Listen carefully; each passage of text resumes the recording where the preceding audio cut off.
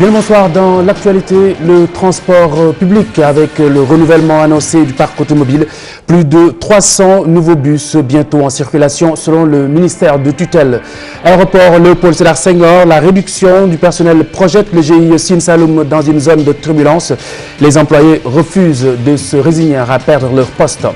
L'informatisation des inscriptions aux universités du Sénégal. Déjà 30 000 bacheliers figurent sur la plateforme. Seule faiblesse de campusen.sn, l'assimilation de cet outil par les étudiants.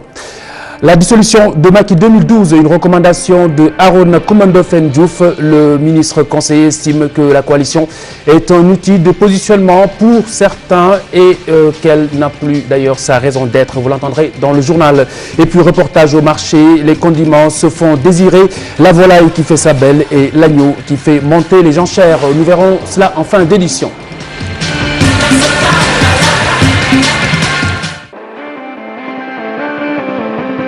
D'abord, un regard affligé dans le rétroviseur avec le nouveau chevalier de l'Ordre national du Lion qui vient rallonger la liste des victimes d'accidents dans des cortèges officiels.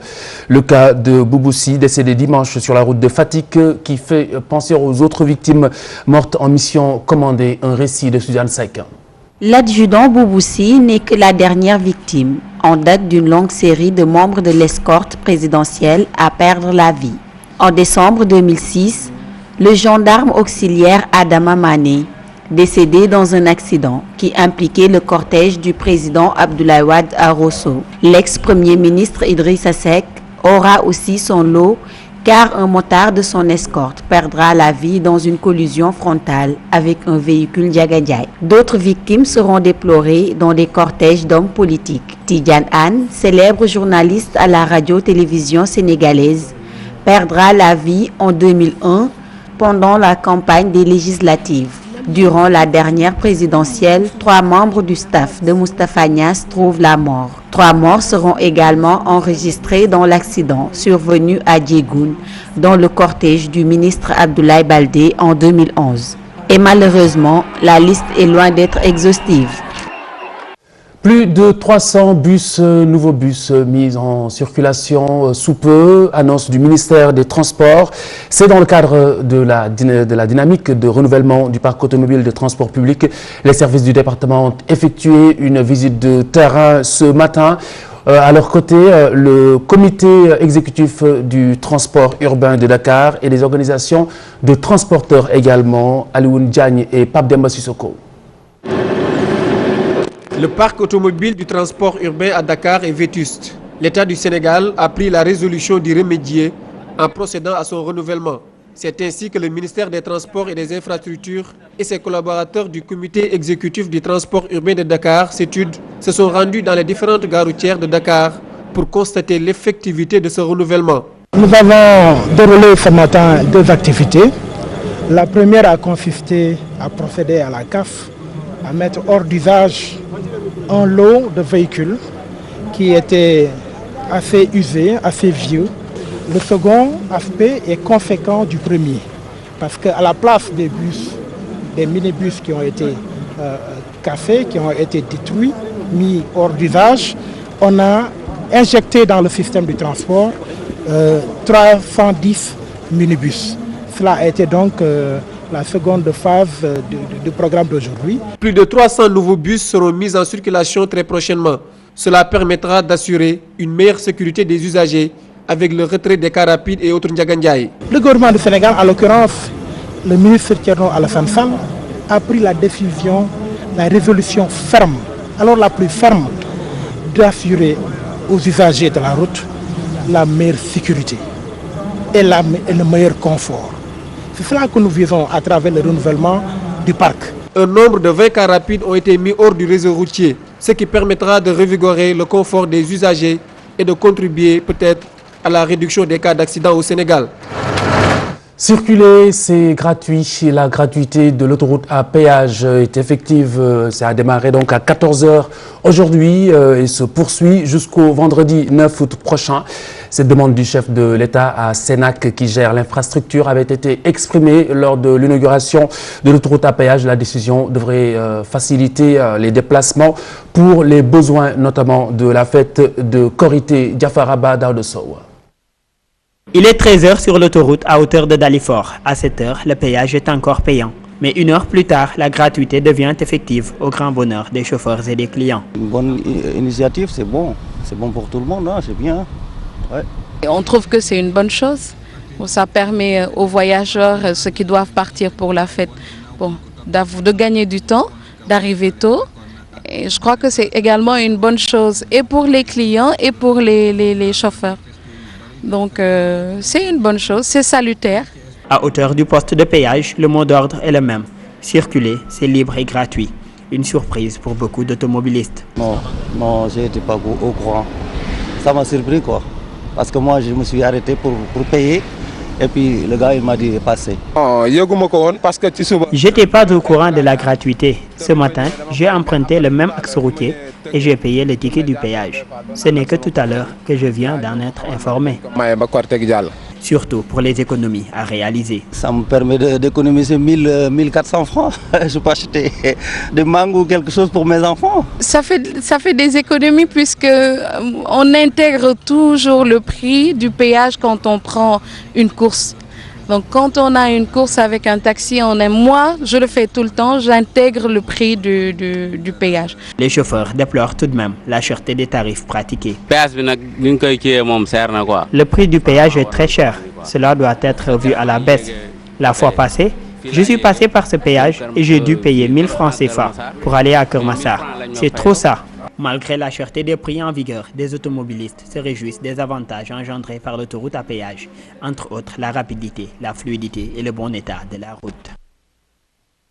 Cette colère des employés du GIE Sine Saloum de l'aéroport Léopold Sédar Senghor de Dakar, la compression du personnel leur a coûté leur poste. Ils demandent ainsi une indemnisation, mais également leur part du groupement d'intérêt économique pour avoir contribué, disent-ils, à sa mise en place. Resté pendant presque de 2010 à 2013 sans rien. On ne nous a rien dit. On ne nous a pas rappelé tout ça. Donc, arrivé à un certain moment, ils ont dit qu'ils vont faire, comment dirais-je, diminuer le personnel. Donc, nous, on fait partie des gens qu'on a diminué. Donc, sans, comment dirais-je, sans droit ni rien. Au bon matin, on est venu, on dit, il y a une liste qui est dans le bureau, allez voir si votre nom est là-bas. Vous êtes là. Si votre nom n'est pas là, vous êtes plus considéré comme employé. C'est comme ça. On est parti sans qu'on nous paye notre droit, ni rien du tout. On appelle à toutes les autorités de l'aéroport pour leur dire que nous, on est là, on veut le rencontrer, payer nos droits. Parce qu'on ne peut pas renvoyer quelqu'un sans qu'on le paye ses droits. Les inscriptions aux universités du Sénégal, c'est désormais possible sur campusen.sn. La plateforme a déjà reçu plus de 30 000 bacheliers. L'innovation semble pratique, même efficace, mais elle n'est pas encore assimilée par tous. Ce bureau de la direction de l'enseignement supérieur accueille les bacheliers désirant intégrer les universités publiques sénégalaises. Sur place, le candidat est orienté. Il procède à la préinscription en ligne suivant un ordre décroissant. La procédure est simple. Sur cette plateforme, nous avons les 5 universités actuelles, à savoir l'UCAD, l'UGB, l'Université de Thiès, l'Université de Ziguinchor et l'Université de Bambey. Dans chacune de ces universités, l'étudiant, une fois sur la plateforme, doit choisir 3 filières. Il doit opérer 3 choix, ce qui fait à peu près 15 choix sur l'ensemble. Et ces choix aussi, on lui donne la liberté de les ordonner selon ses préférences. Et il a la possibilité de modifier ses choix jusqu'à la date du 18 août. Bon, nous trouvons que c'est un bon remaniement, quoi, parce que les étudiants ont besoin de ça. C'est ce que les rapports appellent nouveau type de Sénégalais. Pour une première fois, le système d'inscription en ligne est expérimenté dans les universités publiques sénégalaises. Peut-être là le mal de ces bacheliers à maîtriser la procédure. J'ai mis mon numéro de table, ma date de naissance, l'année de bac. Après, j'ai vu qu'ils ont mis que les données sont invalides. Pour autant, les inscriptions se poursuivent à la date du 29 juillet. Sur 40 845 nouveaux bacheliers, plus de 30 000 dossiers d'inscription ont été enregistrés sur le site campusen.sn. Nous avions 33 728 bacheliers qui avaient déjà ouvert des comptes sur le site Campusen. Parmi ces 33 728, 32 703 ont activé leur compte. Parce qu'une chose est d'ouvrir le compte, une autre est d'activer le compte. Parmi ces 32 703, il y a 31 234 qui ont créé des dossiers. Parce qu'une fois que le compte est ouvert, il faut créer un dossier. Et c'est dans ce dossier qu'il faut déposer ses choix. Et parmi les 31 234 qui ont créé des dossiers, 30 102 ont déjà postulé. Et nous avons même fait le tri. Parmi ces 30 102, il y a 11 833 filles et 18 269 garçons. Les agents du ministère de l'Enseignement supérieur comptent sur le privé et sur la future université virtuelle du Sénégal pour orienter les bacheliers. D'ici là, les candidats ont jusqu'au 18 août pour s'inscrire. Arona Koumba-Ndofène Diouf qui demande la dissolution de Macky 2012. Le ministre conseiller juge que la coalition n'a plus sa raison d'exister, d'autant plus à ses yeux que certains s'en servent dans leur quête de positionnement politique au Sénégal. Écoutez-le. Il faudrait considérer que la coalition Macky 2012 a accompagné et supporté le candidat Macky Sall durant les élections de 2012. Aujourd'hui, sa mission est différente parce que ce candidat a changé de statut. C'est un président de la République, chef de l'État, chef de tous les Sénégalais. Donc, je pense que la mission de cette coalition devrait aujourd'hui s'atteler à vulgariser les réalisations du président et à mieux expliquer ce programme même qu'ils ont vendu aux Sénégalais durant les campagnes électorales, de mieux les expliquer aux populations et de mieux supporter aussi les actions du président. Mais je pense qu'aujourd'hui, c'est une minorité de leaders qui se réclament Macky 2012, qui font la pression sur le président de la République et n'allant pas dans le même sens que les ambitions politiques du président et ses ambitions de développement pour le pays. Mais il faut considérer que les 65% viennent de nos alliés au second tour. Les alliés nous ont apporté plus que Macky 2012 a apporté. Le point de l'actualité internationale, d'abord le Mali qui prépare le second tour de la présidentielle, la dernière du 28 juillet dernier. Un récit de Fatou Bintou Kanté plutôt. À 5 jours du second tour de l'élection présidentielle au Mali prévue le 11 août, Ibrahima Boubacar Keïta et Soumaïla Cissé sont sur le terrain pour allier le plus de candidats malheureux. Pour le moment, IBK rassemble le plus gros du nombre à l'élection présidentielle. Il revendique déjà le soutien de 20 candidats, parmi eux Ousseinou Amion Guindo qui a obtenu près de 5% des voix au premier tour, auquel il faut ajouter celui du député Omar Mariko, arrivé 6e au premier tour. Modibo Sidibé, ancien ministre, arrivé 4e au premier tour, rejoint de ce fait Soumaïla Cissé. En Côte d'Ivoire, 14 personnalités proches de l'ex-président Laurent Gbagbo, dont son fils Michel, détenu après la sanglante crise post-électorale de 2010-2011, ont obtenu une liberté provisoire. Cette liberté provisoire a été accordée d'office par la chambre d'accusation du tribunal d'Abidjan. Quant à l'ex-première dame, Simone Gbagbo, elle n'a pas pu bénéficier de la mesure de liberté provisoire. Donc, ils ont rappelé, on dit, Il avait été condamné à 30 ans de prison au Maroc pour pédophilie, mais gracié par le roi Mohamed VI. Daniel Galvan a été arrêté dans la région de Murcie au sud-est de l'Espagne et remis à la justice espagnole. C'est le dernier épisode de ce scandale qui a vu le roi du Maroc revenir sur sa décision après les mouvements de protestation qui ont agité la société marocaine ces derniers jours. Les autorités marocaines ont d'ailleurs lancé une enquête sur l'origine de la grâce accordée à ce ressortissant espagnol. Une enquête qui avance puisqu'une tête vient de tomber dans cette affaire. Il y a du FBI et de la NSA. Une réunion craignant les attaques d'Al-Qaïda, Washington a appelé mardi tous ses ressortissants à quitter le Yémen. L'alerte sur de possibles attaques terroristes a déjà entraîné la fermeture de plusieurs ambassades occidentales, notamment à Sanaa. Il a également ordonné au personnel gouvernemental américain non essentiel de quitter cet État sud de la péninsule arabique. Dans la foulée, Londres aussi a annoncé avoir évacué tout le personnel de son ambassade au Yémen. Le département d'État américain a décidé de fermer une vingtaine d'ambassades et de consulats américains dans la région. Actuellement, les États-Unis sont en état d'alerte et c'est l'interception de communications électroniques entre les chefs d'Al-Qaïda et notamment le numéro 1, Ayman al-Wazahiri, qui a amené Washington à réagir ainsi.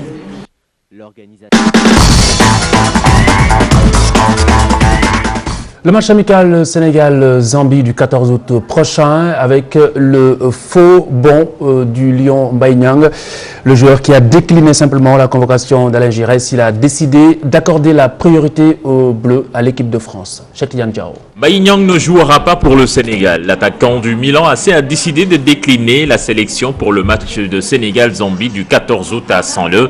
Selon le quotidien français, l'équipe, le joueur privilégie sa carrière en club et les Bleus.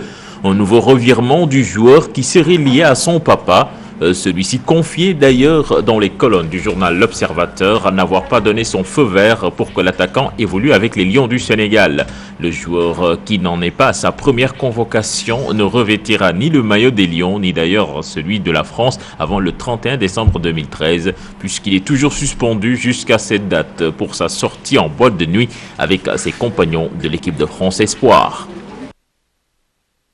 Découverte ou rencontre avec la botte secrète des Mourabitoun de la Mauritanie, l'entraîneur de l'ASC Kassahar qui a fourni la moitié des joueurs qui ont battu le Sénégal lors de la dernière rencontre face à la Mauritanie. Une qualification historique donc pour les Mourabitoun qui prennent part pour la toute première fois à une compétition internationale. Yaya Diallo, Cheikh Sadibou Diarra. La Mauritanie va jouer sa première compétition continentale de football, le CHAN 2014 en Afrique du Sud. Et sur ce renouveau des Mourabitoun, l'expertise sénégalaise y est pour beaucoup. Maintenant ils croient, ils savent que s'ils travaillent, ils auront quelque chose. Et il y a un brassage aussi entre les joueurs sénégalais et nous. Parce que la plupart des joueurs mauritaniens viennent jouer ici les Nénétan. Par exemple, le numéro 14 qui était titulaire, il joue à Khandalou de Rebus pendant les vacances. Donc il y a le brassage, ils commencent à connaître maintenant le secret c'est le travail. Mais ce jour, c'est celui qui a marqué le premier but et celui qui a fait la passe pour le deuxième but, c'est mon jour, c'est moi, il a travaillé cette année avec moi. Donc en défense, j'ai deux joueurs qui sont là-bas. Au milieu de terrain, j'ai un joueur et l'autre était sur le banc. Donc sur l'ensemble des 18 qui étaient sur la feuille de match, j'ai eu à travailler avec les 14. Parce qu'avec mon équipe de l'année dernière, il y a aussi 7 qui sont sur cette sélection. Avec l'élimination des Lions locaux par les Mourabitoun, le football mauritanien est en phase d'égaler ou même dépasser celui sénégalais. Ndiawarba le met sur le compte d'une bonne compétition sportive et de formation. Là-bas aussi, il y a le travail de base. Vous savez, à Nouakchott, il y a plus de 150 salles pour le foot en salle. 150 salles, terrain gazonné à Nouakchott même pour le foot en salle. Ça veut dire là, il y a une formation de base qui se fait avec la petite catégorie. Donc c'est ça qui fait maintenant la force. Sur une probable grande performance des Mourabitoun au CHAN 2014, Ndiawarba n'y croit pas. C'est la première fois que la Mauritanie se qualifie pour une phase finale. Donc de maintenir cette cap-là, faire une bonne participation et si l'opportunité se présente de gagner quelque chose, là il faut le faire. Le football est en plein essor depuis quelques années en Mauritanie. Le CHAN 2014, une compétition idéale pour emmagasiner de l'expérience. Basket, le groupe de Pape Moussa Touré passe de 22 à 18 joueuses. L'entraîneur des Lions a recalé en effet Aminata Diop, Elisa Diatta, Fatoumata Sall, Mariam Dia et Sorna Likassi. Les 18 sont en préparation pour l'Afrobasket en dames. Au final, retenez que seules 12 joueuses iront au Mozambique. Nous sommes à 2 jours de la fête de Korité. Au marché, les étals se mettent bien entendu aux couleurs du grand repas de fête, le repas de famille de l'Aïd el-Fitr. La volaille attendrait le dernier moment pour pointer son bec. Pendant ce temps, le prix de la viande de mouton affiche une légère hausse, mais pas des moindres. Et à Diallo et Nafissatou Silla. De la volaille ou de la viande de mouton, les Sénégalais ont déjà fait leur choix pour cette fête de Korité. Moi, je préfère la viande de mouton parce qu'elle est la meilleure. Nous préférons le poulet car nous y sommes habitués et le poulet est plus facile à préparer. Cette préférence s'explique cependant pour chaque option. Il y a une raison bien précise, poulet ou viande. Tout dépend de la bourse. Ce qui est sûr, c'est que le poulet se prépare plus facilement que la viande de mouton. La viande de mouton n'est pas économique comme le poulet de chair. À 2 jours de la Korité, la volaille est une denrée rare à Dakar. Et pour la viande de mouton, le kilogramme se vend à 2700 francs. Pour beaucoup, il est important d'être raisonnable pour les achats. Les temps sont durs. Pour le moment, il n'y a pas assez de poulet de chair sur le marché. Les poulets que je vends ne font même pas 2 kilos, mais on vend petit à petit.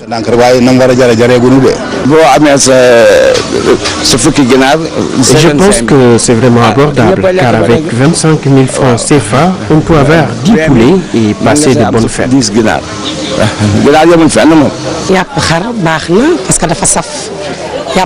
Moi, j'opte pour les deux. La viande de mouton est tendre et le poulet est facile à préparer. Mais j'achète les strips nécessaires. 2 kilos de viande et puis 2 poulets pour ma petite famille.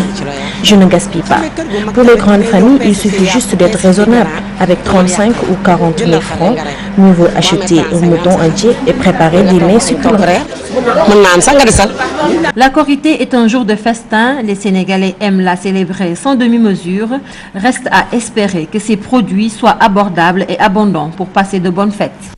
Alors, rouge ou blanche, la viande, de toute façon, quelle qu'elle soit, passerait mal toute seule, mais les condiments se font rares. En tout cas, pour le moment, certains même se sont fait attribuer une nouvelle appellation, les intouchables.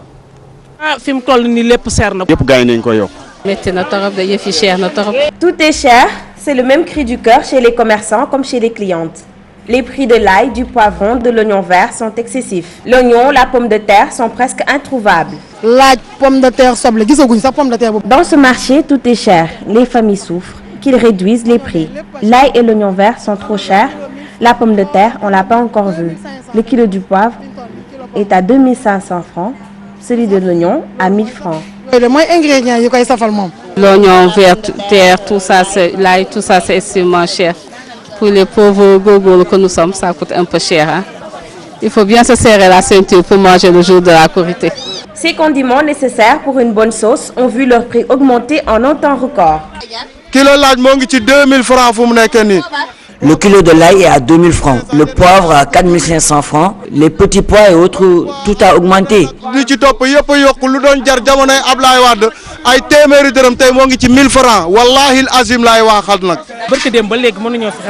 Depuis avant-hier, on n'arrive pas à avoir l'ail. Le carton coûte entre 15 et 16 000 francs, mais nous, on l'a à 15 000 francs. Les commerçants demandent aux autorités de revoir les prix d'ici mercredi. Le ministre Aliou Sarr ne fait pas son travail. Ça fait 3 mois que le kilo de la pomme de terre nous revient à 700 francs. Et à quelques jours de la Korité, on ne sait même pas s'il y aura de l'oignon. Aliou Sarr war na góorgóorlu dafa takkaat ndigam deful liggéeyam. jigéen bu ñu ñëwee bu ñu mënee ñu jaay ay 400 wala ay 200 wala 100 francs pomme de terre mënuñu ko jaay loolu moo tax ñu bàyyi ko. Pour l'heure, la baisse du prix des denrées de première nécessité annoncée par le gouvernement n'est pas encore effective. À 48 heures de la fête de l'Aïd el-Fitr, le marché n'est toujours pas bien approvisionné. C'est pas plus mal en attendant que le ventre se remette en place. Bonne soirée sur TFM et bon appétit.